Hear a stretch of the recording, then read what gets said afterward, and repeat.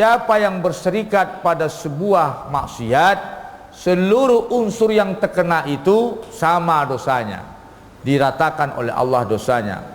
Di mana sidang jemaah contohnya dalam hadis tentang orang yang menjual khamar, meminum khamar, yaitu hal minuman atau makanan yang memabukkan, maka seluruh unsur mulai dari yang menanam sampai yang memanen, sampai yang memerah, yang memfermentasi, yang mengangkat, yang menjual, yang mengkonsumsi, semuanya sama dosanya, berserikat pada dosanya. Hukum pada perkara ini berserikat pada dikiaskan pada seluruh maksiat. Jika ada kezoliman-kezoliman, terus kita diikut sertakan dengan kezoliman, maka kita akan ikut diazab oleh Allah secara merata. Sidang jemaah yang dirahmati Allah, dalam surat Al-Maidah ayat 2, potongan ayat, Allah Subhanahu wa taala berfirman, wa ta'awanu 'alal ismi wa ta'awanu 'alal birri wat taqwa wa la ta'awanu 'alal ismi wal 'udwan wattaqullaha innallaha syadidul iqab. Di situ ada dua perintah, satu perintah, satu larangan. Di situ ada perintah dan larangan. Di mana perintahnya bekerja sama untuk kebaikan, bekerja sama dalam hal yang ma'ruf, bekerja sama tolong menolong untuk amal soleh, bekerja sama untuk tebar-tebar kebaikan. Wa ta'awanu 'alal birri wat taqwa. Wa ta'awan, saling bekerja sama. Kita ini hidup tidak bisa sendiri, kita ini hidup harus bersama. Kita ini hidup harus punya visi yang sama, program yang sama. Banyak persoalan yang tidak bisa kita selesaikan sendiri. Kalau seandainya bisa kita selesaikan sendiri, maka kita selesaikan sendiri. Banyak perkara-perkara yang tidak bisa diselesaikan sendiri. Maka seperti ibadah dalam Islam, ada solat yang sifatnya fardiyah sendiri, solat sunat sendiri, duha dan yang lainnya sendiri. Tetapi ada solat berjamaah yang harus bersama, berjamaah. Banyak fadilah solat berjamaah. Jika salah seorang di antara jemaah yang sholat itu ada yang kurang amalnya, maka dia disamakan dengan nilai sholat yang lain. Kenapa? Karena ada di sebelahnya yang sempurna sholatnya. Jadi ini di antara motivasi kita sholat berjamaah. Kalau seandainya kita kurang sholat kita nilainya, mungkin kita kurang fasih, kita kurang di dalam membaca ayat, yang lain fasih, maka solatnya dihukum sama kebaikan solatnya oleh Allah Subhanahu wa taala. Maka sidang jemaah yang dirahmati Allah, di antara perkara-perkara yang harus bekerja sama itu ada dalam masalah ibadah, ada dalam masalah sosial, ada dalam masalah kehidupan. Apapun bentuknya tidak bisa kita bersama. Sidang jemaah yang dirahmati Allah, kemudian wala ta'awanu 'alal ismi wal 'udwan. Jangan coba-coba bekerja sama, bantu-membantu, sokong-menyokong terhadap perkara dosa dan permusuhan. Apa itu sidang jemaah yang dirahmati Allah? Di antara dosa kepada Allah ada kerjasama perkara dosa pada Allah, yaitu kemusyrikan dan yang lainnya, atau kerjasama sesama kita, bertolong menolong dalam berbuat dosa, tolong menolong dalam hal kezoliman, itu tidak boleh. Jika ada yang berbuat zolim, diajaknya kita beserta dia berbuat zolim, maka kita haram untuk ikut dalam proyek kezolimannya. Jika seandainya kita masih mampu mengelak dan ancamannya tidak kematian, kita tidak boleh mengikutinya, harus wajib mengelak. Kenapa sidang jemaah yang dirahmati Allah? Kenapa? Karena jelas siapa yang berserikat pada sebuah maksiat, seluruh unsur yang terkena itu sama dosanya, diratakan oleh Allah dosanya.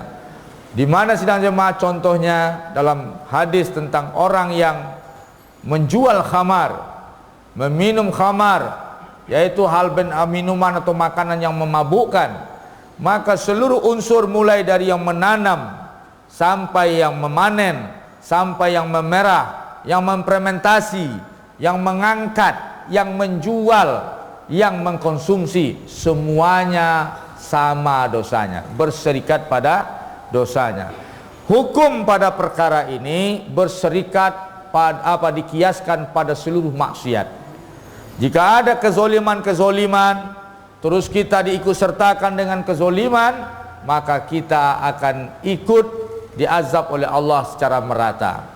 Di mana dikatakan jika seandainya ada di suatu kampung seseorang berbuat maksiat, kaum itu mampu untuk mencegahnya, tetapi dia tidak mencegahnya, maka kaum itu akan diazab Allah secara merata. Ini perkara apa? Perkara tidak berserikat tapi tidak mencegah. Coba bayangkan, apalagi berserikat, apalagi ikut andil. Maka untuk itu sidang jemaah yang dirahmati Allah, tidak boleh kita membantu kezoliman. Maka judul kajian kita pada hari ini adalah hukum bekerja sama pada kezoliman. Hukum bekerja sama pada kezoliman. Sidang jemaah yang dirahmati Allah, zolim itu terbagi tiga. Dalam hadis yang diriwayatkan oleh sahabat Anas bin Malik, zolim itu ada tiga. Di antara yang pertama adalah zolim yang diampuni oleh Allah Subhanahu wa taala. Kedua, zolim yang tidak diampuni oleh Allah Subhanahu wa taala. Yang ketiga, kezoliman yang tidak dibiarkan oleh Allah Subhanahu wa taala. Kezoliman yang pertama adalah kezoliman yang tidak diampuni. Ini warning, yaitu asyirku billah, syirik pada Allah Subhanahu wa taala. Kezoliman seorang hamba pada Allah itu kezoliman yang tidak akan diampuni oleh Allah Subhanahu wa taala. Syirik, merampas hak Allah, kemudian memusuhi agama Allah. Ini kezoliman kepada Allah. Pertama, syirik, kita semua tahu, inna syirka la zulmun azim. Sesungguhnya syirik itu adalah kezoliman yang luar biasa, la zulmun azim. Maka kezoliman yang pertama adalah syirik. Kedua, kezoliman kepada Allah adalah memusuhi agama Allah. Memusuhi agama Allah, uduan pada agama Allah. Kita anti dengan Islam, anti dengan ajaran Islam. Kadang-kadang anti dengan ajaran Islam ini orangnya sholat, dia tidak senang dengan syariat Islam, dia tidak senang dengan kemajuan Islam, dia tidak senang dengan kekuatan Islam, dia tidak senang dengan kebangkitan umat Islam. Tidak senang dia tidak senang banyaknya orang hijrah, banyaknya orang mengikuti sunnah, banyaknya orang sekarang berdandan, berpenampilan seperti gaya Rasulullah SAW. Nah, tidak senang. Atau sebaliknya, dia senang dengan orang-orang yang anti-Islam. Dia bangga dengan orang-orang yang memusuhi Islam. Dia merasa hebat membuat jaringan dengan orang-orang yang anti-Islam dan bekerja sama dengan musuh-musuh Islam. Maka ini adalah kezoliman yang tidak diampuni oleh Allah Subhanahu wa taala. Atau sidang jemaah yang dirahmati Allah, kemunafikan. Kemunafikan. Nah, sidang jemaah, semua ini mungkin masih banyak turunannya. Inilah beberapa poin penting kezoliman kepada Allah Subhanahu wa taala. Pertama, syirik. Kedua, memusuhi agama Allah. Ketiga, memusuhi risalah, yaitu dakwah, pendakwah, ulama, kemudian Rasulullah SAW. Kemudian keempat, bekerja sama senang dengan musuh-musuh Islam. Itu dia evaluasi diri kita. Kita di mana ini?